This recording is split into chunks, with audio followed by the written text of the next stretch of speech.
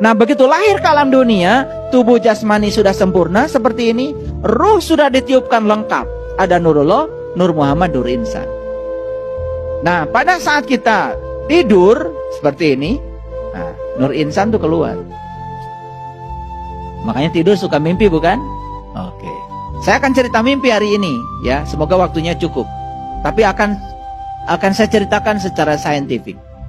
Nah, Nurullah dan Nur Muhammad tinggal di dalam diri, tinggal dalam diri. Makanya hati-hati kalau tidur. Makanya begitu bangun dari tidur ya bersyukur, ya Nur Insan balik lagi.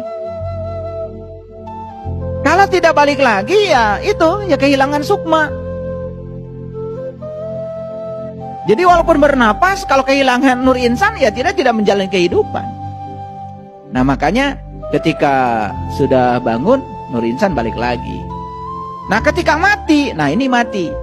Kalau mati dalam keadaan tidak tahu jalan pulang, Nur Insan ini ditinggalkan dalam tubuh. Nurullah dan Nur Muhammadnya keluar.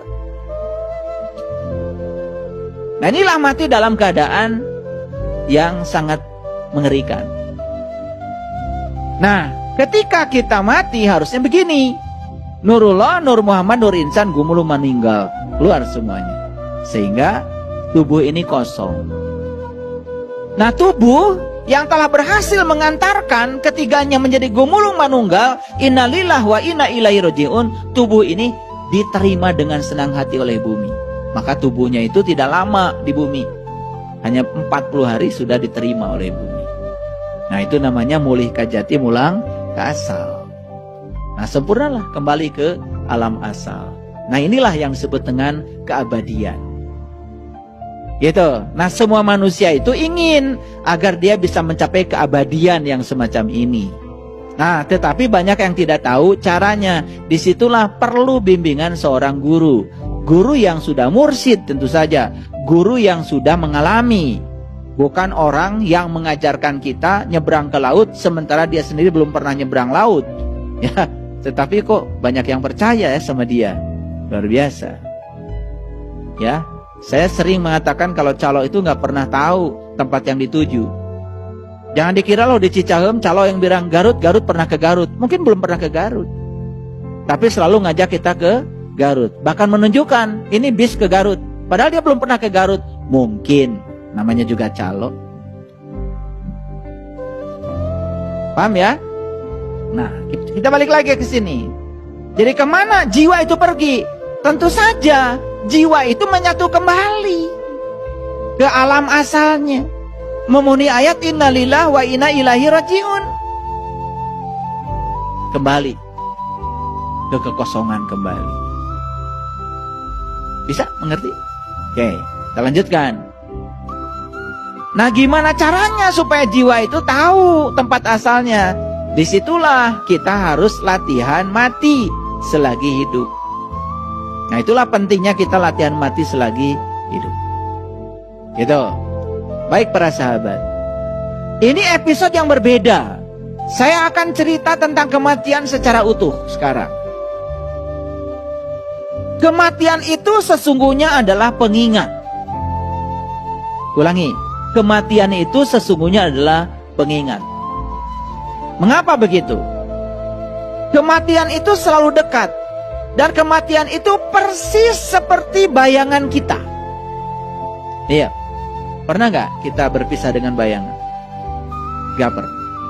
Nah, kematian itu dekatnya dengan kita seperti bayangan dengan kita. Kematian itu. Cuman kita mungkin tidak menyadarinya. Tetapi kematian itu mengikuti terus dari saat pertama hidup sampai hingga terakhir. Makanya kematian tidak memandang usia. Oh, kematian hanya untuk gogo tadi. Ya, memang kebanyakan sih di usia itu. Karena tubuh tidak layak pakai lagi. Gitu. Tetapi kan ada juga bayi mati. Ada juga orang yang usianya belasan tahun meninggal. Ada juga umur likuran meninggal. Kan gitu. Ya. Jadi tidak memandang usia. Nah, kematian itu adalah proses. Sebagaimana hidup adalah proses. Dan mereka berjalan bersama. Jadi kematian dan kehidupan itu bukan sesuatu yang terpisah. Persis seperti dua roda yang bergerak membawa itu gerobak. Coba gerobak yang ditarik oleh delman, kalau rodanya cuma satu nggak jalan, karena rodanya dua jalan. Nah, kehidupan dan kematian itu seperti itu, ya, berjalan beriringan seperti dua roda yang menggerakkan delman. Jadi bergeraknya delman karena ada dua roda. Tidak ada kematian kalau tidak ada kehidupan. Tidak ada kehidupan kalau tidak ada kematian. Jadi kematian dan kehidupan itu seperti kita dengan bayangan. Jadi pahami bahwa sebetulnya kematian itu bukan sesuatu yang terpisah dari kehidupan. Lihat saya semuanya. Sekarang saya sedang bernapas. Napas itu cuma dua, masuk dan keluar. Masuk dan keluar. Saat napas masuk saya hidup. Saat napas keluar saya mati. Saat napas masuk saya hidup. Saat napas keluar saya mati. Jadi sebetulnya sekarang kalau disadari, kita ini sudah mengalami hidup mati, hidup mati, hidup mati terus menerus. Sehingga saat kita keluar napas gak masuk lagi, disebutlah napas yang terakhir.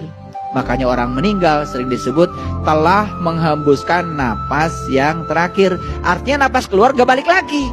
Kemana napas ini? Bukankah ke sini? Kemana napas ini? Bukankah ke sini?